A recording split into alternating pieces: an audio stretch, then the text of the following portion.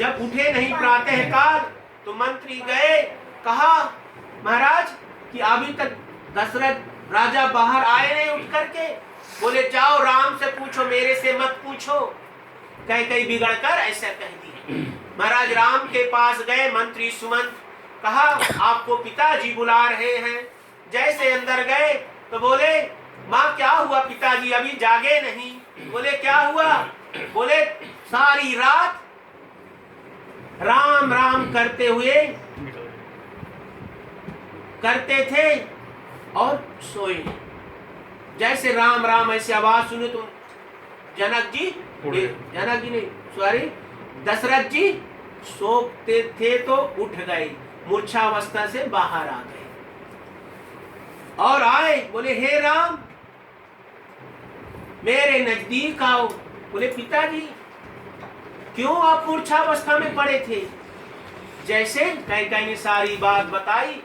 अरे पिताजी 14 वर्ष तो ऐसे चुटकी भर में खत्म हो जाएंगे। आप तो धर्म धुरंधर हैं? आप क्यों ये सोच रहे हैं? आप उठिए पिताजी, मैं 14 वर्ष ऐसे बिता करके आ जाऊंगा और यदि मेरे भ्राता श्री भरत राज्य आसन में विराजमान तो इससे खुशी बढ़ के क्या है? उसके बाद महाराज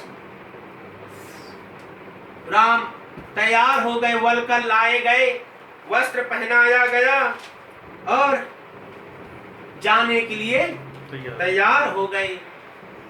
और उसके बाद जो है महाराज उनके गुरु आए वशिष्ठ, कहा कि भाई मत जाओ। सीता जी भी तैयार हो गई, फिर उसके बाद लक्ष्मण जी भी तैयार हो गए। तब वशिष्ठ जी कहते हैं वनवास किसे दिया गया है? राम को। सीता तो हमारी राज्य लक्ष्मी है।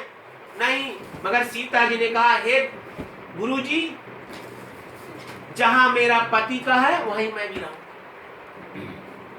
और उसके बाद महाराज चल दिए। अजहु न निकसे प्राण कठोर।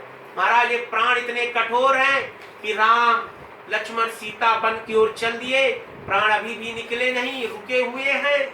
और उसके बाद मंत्री सुमंत ने कहा कि जाओ मंत्री राम को पैदल मत जाए, मेरा रथ से छोड़ाओ और कुछ दिन घुमा के ला लेना।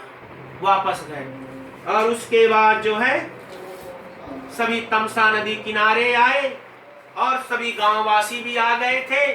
फिर प्रभु सोचे कि यदि मैं इनको सुबह हो जाएगी, जग जाएंगे तो क्या होगा, सब जाने वो कहेंगे।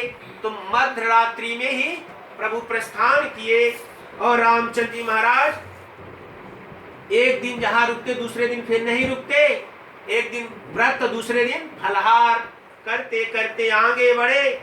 उसके बाद आगे आए तो कहा गंगा के नदी किनारे आए तो मांगी नाव न केवट आना, कहीं तुम्हारे मरम में जाना।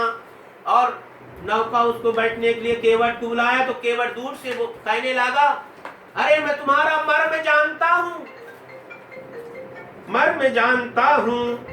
बोले लक्ष्मण कौन सा मर्म जानता है? बोले चरण के स्पर्श से जो पत्थर जो है अहिल्या बन गई, तो मेरी नौका तो लकड़ी की है और ये लकड़ी की जो है इसको यदि स्पर्श करेंगे तो क्या होगा, स्त्री बन जाएगी। यहाँ एक स्त्री पहले से है, दूसरी स्त्री क्या करूंगा, ये तो मेरी रोजी रोटी है।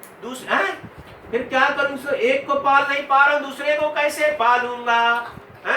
इसलिए पहले उनका क्या करूंगा, चरण धोऊंगा, फिर उसके बाद अपनी नौका में बैठाऊंगा। यहाँ महाराज जो है केवट ने भगवान राम के चरण धुले, चरण धोने के बाद अपने नौका में बैठाए, गंगा पार लगाया।